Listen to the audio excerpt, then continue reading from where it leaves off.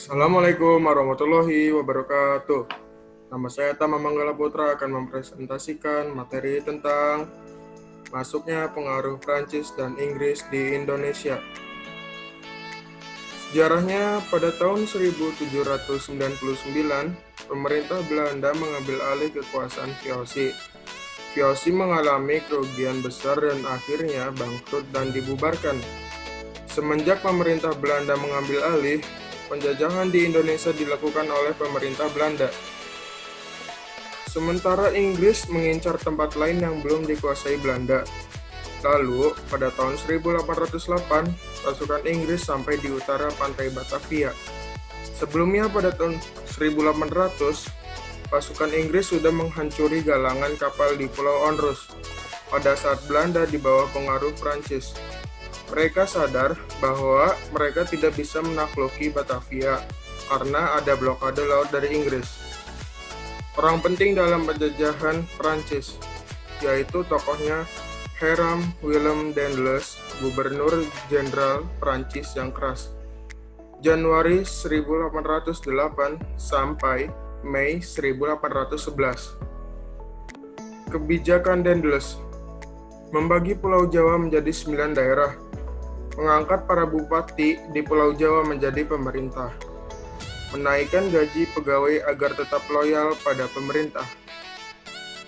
Kebijakan Daendels membangun benteng pertahanan seperti Benteng Lodewijk yang ada di Surabaya dan Benteng Meester Cornelis yang ada di Batavia. Membangun jalan raya pos atau degrot postweg dari Anyer sampai Panatukan. Bisa dilihat sendiri jalannya panjangnya. Tuh. Kebijakan Daendels membangun pangkalan angkatan laut di Pelabuhan Merak.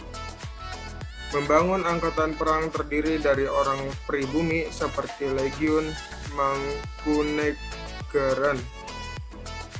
Yang terakhir, membangun rumah sakit dan tangsi-tangsi tentara. Kekuasaan Daendels berakhir saat dia dipanggil ke Belanda.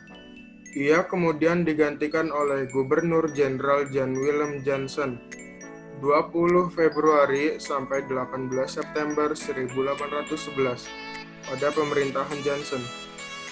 Akhirnya Belanda menyerahkan kekuasaannya ke Inggris dengan mentandatangani Perjanjian Tuntang pada tahun 1811. Orang penting dalam penjajahan Inggris. Tokohnya yaitu Thomas Stamford Raffles, Letnan Gubernur Inggris. Ya, ini tokohnya. Kepemimpinan Raffles di Indonesia memiliki beberapa asas-asas liberal, yaitu kebebasan, kesetaraan, supremasi hukum. Kebijakan Thomas Stamford Raffles. Yang pertama, menghapus sistem tanam paksa dan menghentikan perdagangan budak. Yang kedua, memberi kebebasan kepada rakyat untuk menentukan tanaman yang ditanam. Yang terakhir yaitu menghapus pajak hasil dan sistem penyerahan wajib. Kebijakan Thomas Stamford Raffles. Yang pertama, menetapkan sistem tanah. Yang kedua, membagi Pulau Jawa menjadi 16 daerah. Membentuk sistem pemerintah dan keadilan berdasar sistem di Inggris. Berakhirnya kekuasaan Raffles. Kekuasaan Raffles hanya berlangsung 5 tahun, dari 1811 sampai 1816. Ini dikarenakan kalahnya Prancis dalam pertempuran Leipzig, yang berarti merdeka bagi Belanda.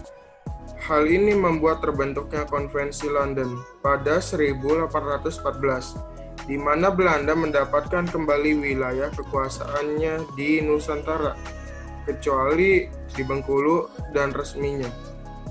Penyerahan Nusantara dilaksanakan tahun 1816. Sekian dan terima kasih. Assalamualaikum warahmatullahi wabarakatuh.